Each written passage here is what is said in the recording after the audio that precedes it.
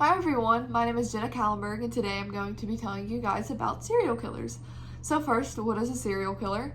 A serial killer is a group of people or a person that commit serial killings, which is a series of 2 or more killings that share common characteristics that lead investigators to believe they have been done by the same group of people or person. And a process that goes along with serial killers is causality.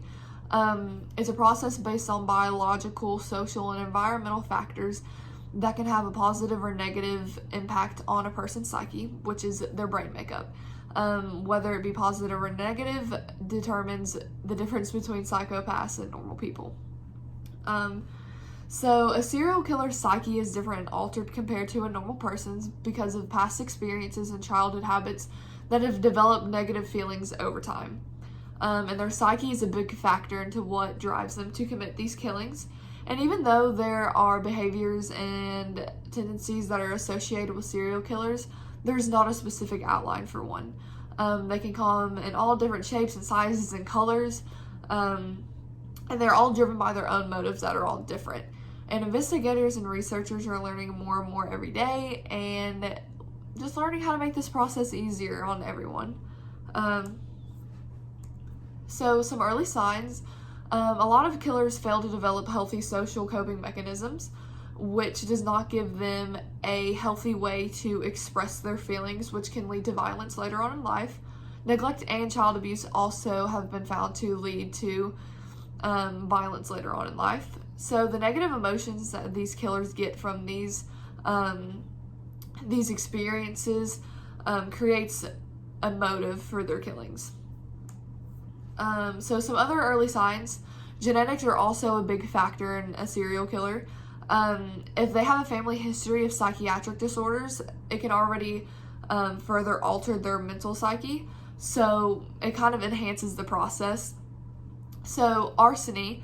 A lot of killers begin playing with fire and setting little things on fire and just working up the courage to do something bigger, like set a house on fire or bomb something. And arsony can become a part of their MO, and that is modus operandi, and it's Latin for way of operating.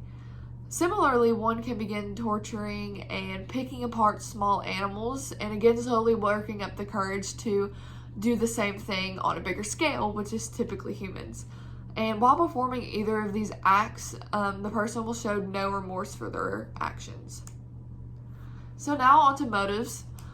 So what is a motive? A motive is a serial killer's motivation to kill. There are all different types of motives, and they can each evolve and become different in between each murder. Motives can only be determined from the crime scene and what evidence is found at the crime scene. But by finding a motive, investigators can narrow down their subject pool.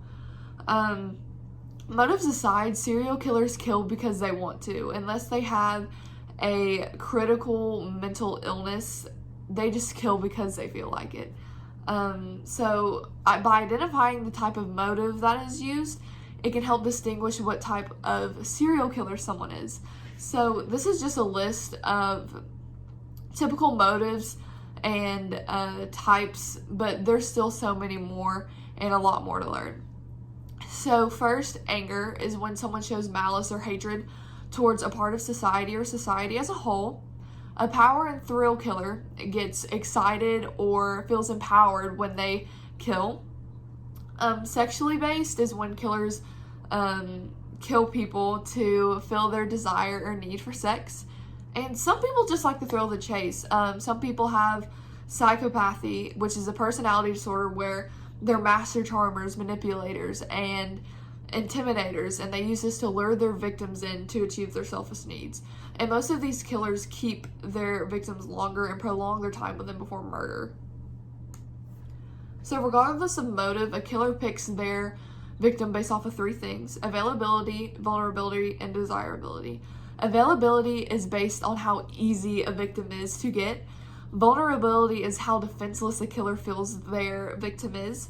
And desirability is how bad they really want the victim. So for example, a killer can pick a brunette woman in their 20s because he was once rejected by a woman of the same type.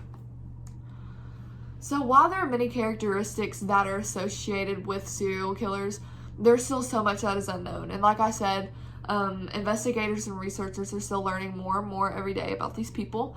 And even though there is more to learn, we do know, and they do know, that a serial killer's psyche is altered because of experiences in their past that build up negative emotions. And a lot of people think that serial killers are just monsters in the dark or just weird people. But serial killers can come in any shape, in any size, and any color. And they can be a normal person walking down the street. So Ted Bundy once said in an interview, "Society wants to believe it can identify evil people or bad or harmful people, but it's not practical. There are no stereotypes."